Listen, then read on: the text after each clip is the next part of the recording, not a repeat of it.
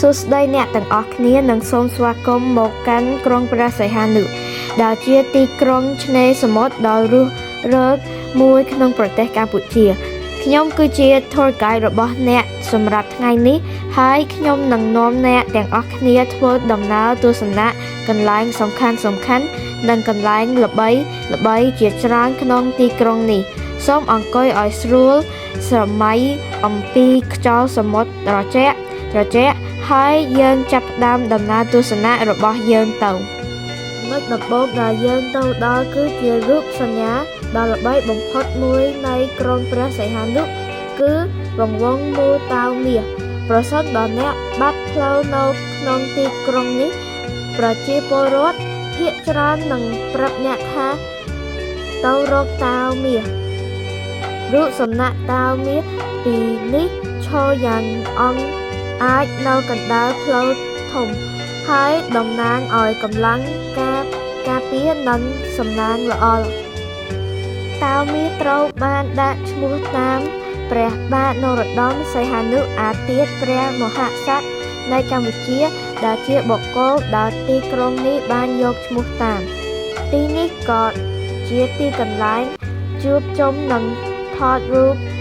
ដ៏ពេញនិយមជាពិសេសពេលយប់ពេល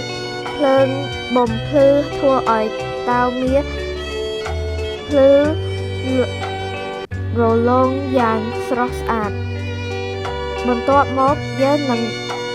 ឡើងទៅលើភ្នំដើម្បីទស្សនាវត្តលើដែលជាស្ងាត់ទីសាសនាសំខាន់មួយក្នុងក្រុងព្រះសីហនុវត្តលើស្ថិតនៅលើកំពូលភ្នំហើយផ្ដល់នៅវគ្គភាពពីទីនេះអ្នកអាចមើលឃើញសមុទ្រកោះនិងទីក្រុងដែលស្ថិតនៅខាងក្រោមវត្តនេះជាកន្លែងបួសនិងគោរពបូជារបស់ព្រះសង្ឃនិងប្រជាពលរដ្ឋដូច្នេះអ្នកអាចឃើញព្រះសង្ឃដើរយ៉ាងស្ងប់ស្ងាត់ឬប្រជាជនមកធ្វើបុណ្យការតុបតែងពណ៌ស្រស់រូបព្រះមាសនិងបរិយាកាសស្ងប់ស្ងាត់ធ្វើឲ្យវត្តលើคล้ายជាកន្លែងមានអត្ថន័យខាងវប្បធម៌និងខាងបញ្ញាបន្ទាប់ពីរីករាយជាមួយភាពស្ងប់ស្ងាត់នៅវត្តលើយើងនឹងត្រឡប់ចុះមកសមុទ្រ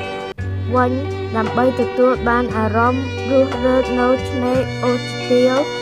នេះគឺជាឆ្នេរដ៏ពេញនិយមបំផុតមួយក្នុងក្រុងព្រះសីហនុដែលមានសាច់ពណ៌